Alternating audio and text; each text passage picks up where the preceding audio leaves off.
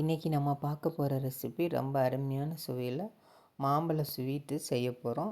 மாம்பழத்தில் நிறைய ரெசிபி பண்ணலாம். அதில் இந்த மாதிரி ஈஸியாக டேஸ்டியாக ஒரு முறை செஞ்சு பாருங்கள். தேங்காய் மாம்பழம் இருந்தால் போதும். சர்க்கரை நான் சேர்த்துருக்கேன். நீங்கள் வெல்லம் இல்லை நாட்டு சர்க்கரை கூட சேர்த்துக்கலாம்.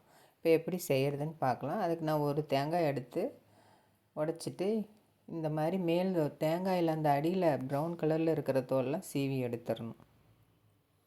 இந்த மாதிரி சீவி எடுத்து நம்ம கேரட் துருவுறதில் துருவி எடுத்துக்கலாம். எடுத்து ரெடி பண்ணி வச்சுக்கணும். இப்போ மேங்கோ நான் ஒரு மேங்கோ எடுத்திருக்கேன். இந்த மாதிரி மேங்கோவை நல்லா கட் பண்ணி எடுத்துக்கலாம். கட் பண்ணி எடுத்து ஒரு மிக்ஸி ஜாரில் போட்டு நல்லா அடித்து எடுத்து வச்சுக்கலாம். இப்போ பாருங்கள், தேங்காவை கேரட் துருவலில் துருவி அதுக்கப்புறமா மிக்ஸி ஜாரில் போட்டு பல்ஸ் மோடில் 2 தடவை விட்டோம்னா இந்த மாதிரி துருவுன மாதிரி வந்துடும்.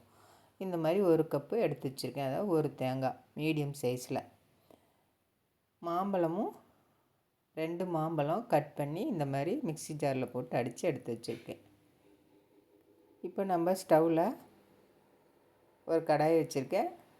அதில் ஒரு ஸ்பூன் நெய் சேர்த்துட்டு இப்போ நம்ம துருவின தேங்காயை இதில் சேர்த்துக்கலாம். சேர்த்து நல்லா வறுத்து எடுத்துக்கலாம். இந்த தேங்காயில் இருக்கிற ஈரத்தன்மை போய் நல்லா பொல பொலன்னு வரும். அப்போ நம்ம எடுத்துக்கலாம்.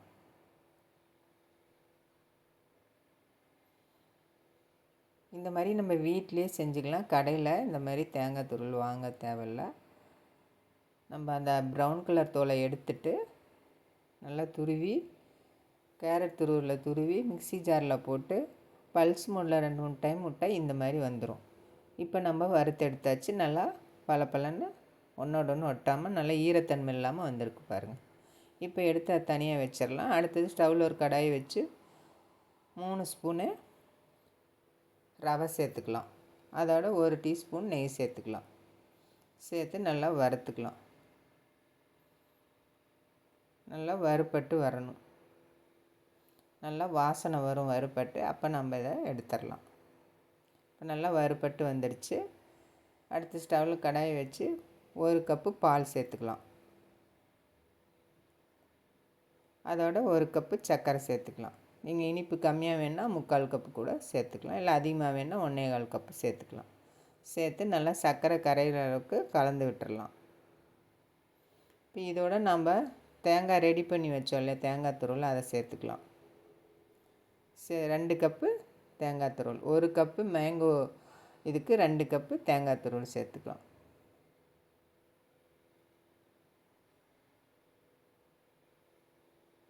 இப்போ நம்ம மேங்கோவை அடித்து வச்சுருக்கோம் இல்லையா, அதில் 1 கப்பு சேர்த்துக்கலாம்.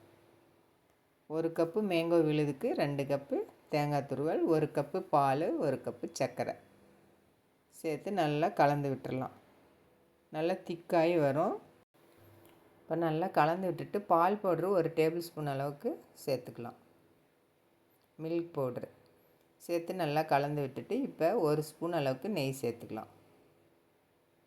இதுக்கு அதிகமாக நெய் சேர்க்க தேவையில்ல.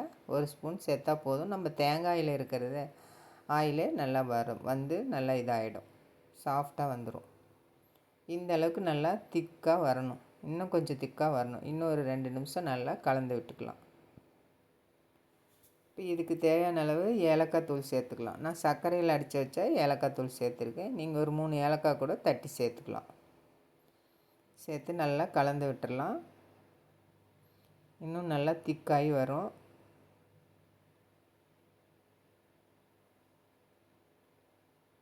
நல்ல டேஸ்ட்டாக இருக்கும். ஈஸியாக ஒரு 10 நிமிஷத்தில் செஞ்சு முடிச்சிடலாம் டக்குன்னு. மாம்பழ சீசன் முடியறதுக்குள்ளே இந்த மாதிரி ஒரு தடவை நீங்களும் செஞ்சு பாருங்கள். அடுத்த சீசனுக்கும் நீங்கள் கண்டிப்பாக இதை செய்வீங்க. அந்தளவுக்கு நல்ல டேஸ்ட்டாகவும் இருக்கும். எல்லாருமே நல்லா விரும்பி சாப்பிடுவாங்க இந்த மாதிரி செஞ்சு கொடுத்தீங்கன்னா.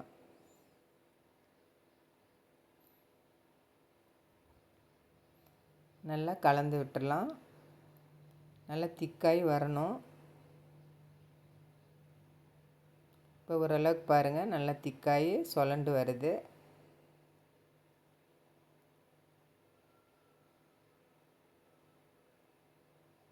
நல்ல வாசனையாகவும் நல்ல சுவையாகவும் இருக்கும்.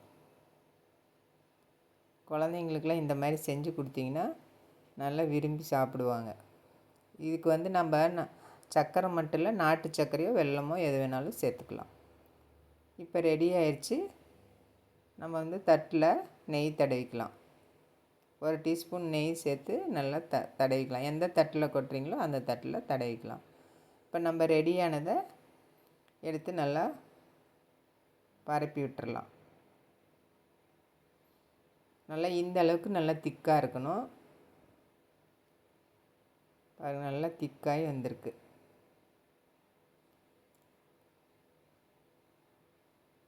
இப்போ ஒரு ஸ்பூன் வச்சு நல்லா சமப்படுத்தி விட்டுறலாம்.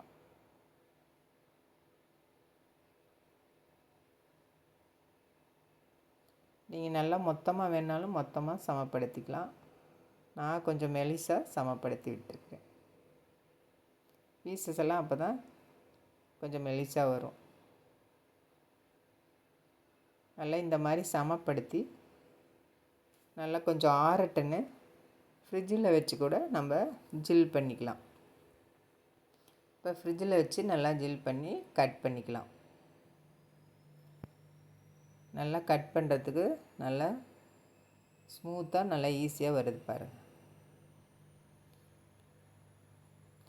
உங்களுக்கு எந்த இதில் வேணுமோ அந்த மாதிரி கட் பண்ணிக்கலாம். இதை லட்டு மாதிரியும் பிடிச்சிக்கலாம். நான் எல்லா சைஸ்லேயுமே செஞ்சு காமிக்கிறேன். இப்போ இதை நம்ம பீசஸாக போட்டு எடுத்துக்கலாம்.